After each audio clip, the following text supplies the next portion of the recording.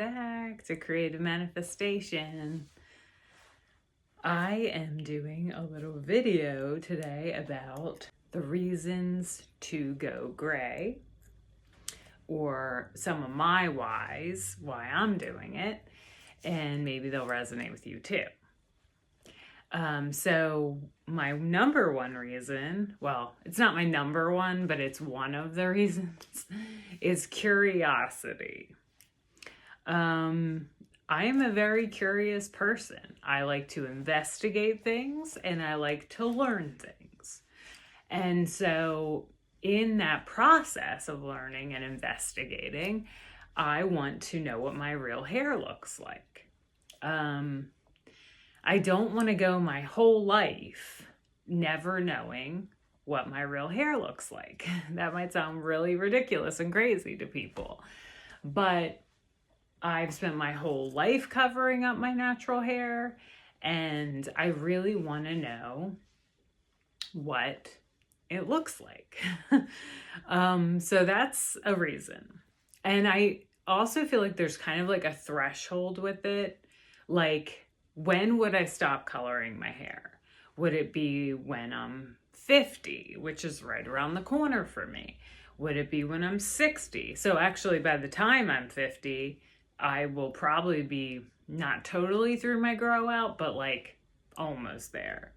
At least a good way into it. Now I want my hair long, so it'll probably take longer than 2 years, or 2.5 years really, because I've been on the path for a while. But when will I want to, do it really?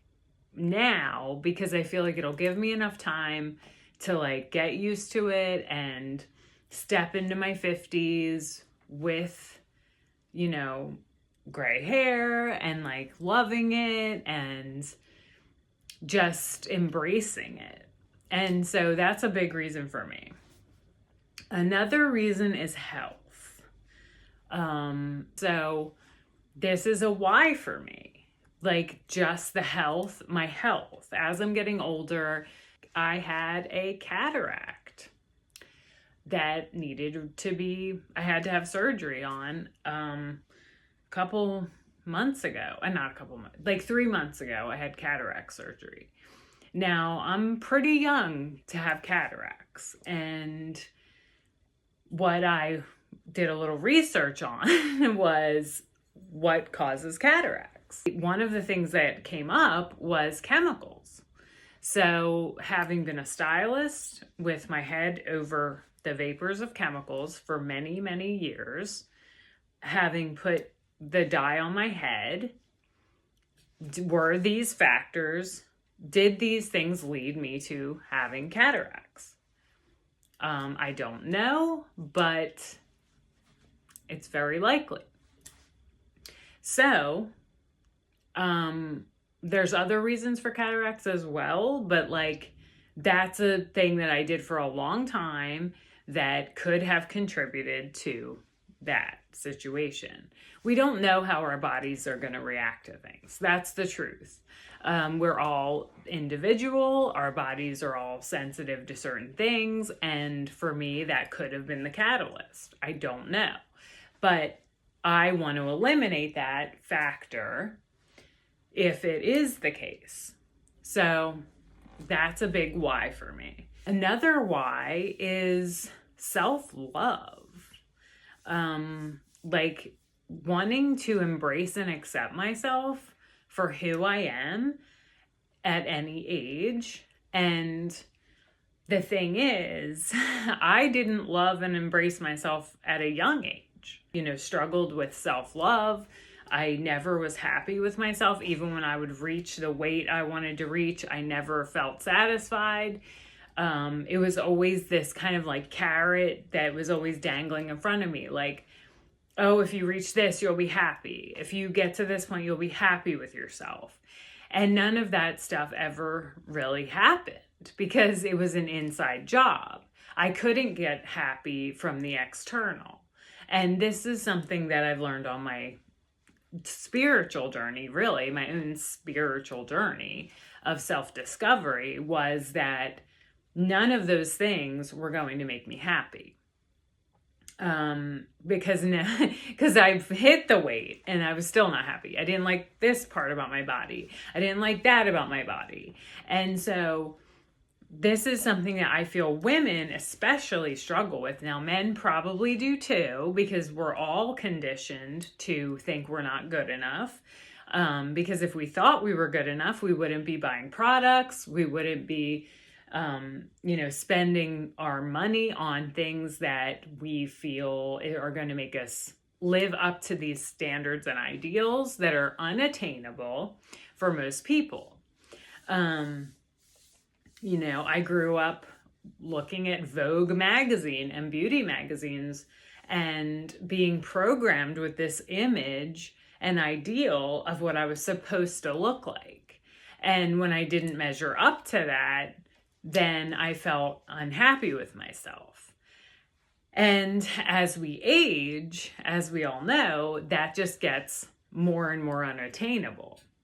And as far as I'm concerned, I am a more natural person. I don't want to go down these roads of doing things to myself that I don't really feel comfortable with. I would rather embrace myself, love myself, and accept aging gracefully. And what that requires is inner work. It's, inner self-acceptance, inner self-love. And so that's a big why for me, because I want to become this person that is fully accepting of myself, like no matter what. Nature goes in cycles, and I feel like resisting those cycles causes us suffering, because when we don't accept that nature goes in cycles, then we're trying to fight nature, which is actually impossible to do. We can, do certain things to help ourselves, but ultimately we all go through these cycles. And I am a student of astrology, which I don't know if anyone watched any of I have one other video about astrology, which I'm planning on making more. Whether you believe in astrology or not, it's based on cycles.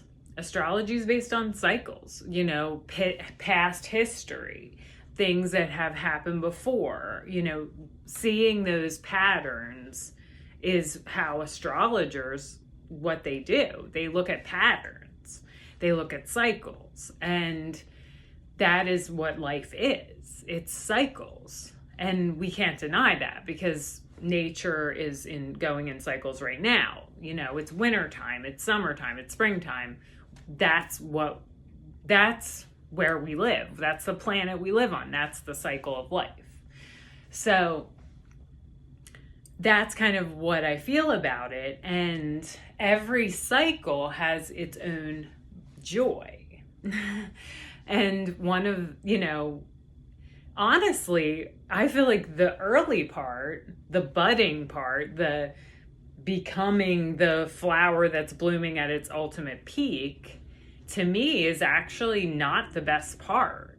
From my experience, I did not have, a great beginning of my life. I felt like it was very challenging. It was very difficult. I was full of tumultuous feelings. I was run by hormones. And we still kind of are later, but not in the same way. And I feel like that's something that I think about a lot, because wisdom to me is actually more valuable than beauty. And I really feel that way. I feel like wisdom and knowledge is like the most valuable thing. So that's how I approach my aging, is gaining wisdom. I love to read. I love to learn. I learn esoteric things. That's my true passion. learning esoteric topics, astrology, the nature of reality, reading old texts. Like, these are the things that inspire me. Music, art, creating, always creating. These are the things that I put my focus and attention on in my later years that I didn't put my focus and attention on in my earlier years. My earlier videos, this is what I talk about, is our reprogramming, our belief systems. Like, the things that we've been programmed to believe is really what creates our reality and what creates our perception of reality. So if we perceive gray hair as being, a negative thing, then that's how we're going to experience it. But if we perceive it as being maybe not really that important at all, there's many ways to look at it. You can choose how you want to look at it. I kind of choose to look at it as not that important at all, or super cool. Just another hair color that's really cool and unique to you, as I said before in my other video. And what if it's like your perfect shade as well? Because it is, because it's on your body and it matches you perfectly. We're trying to always like find this other shade, our perfect hair color, when what if the perfect hair color is actually ours? Have we ever thought about that? Instead of being sold our perfect hair color in a bottle or a box, what if it's the one on our head? Just something to think about.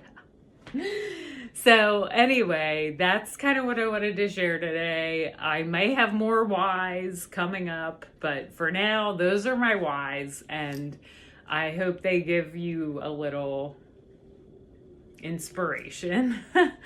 So I will see you in the next video.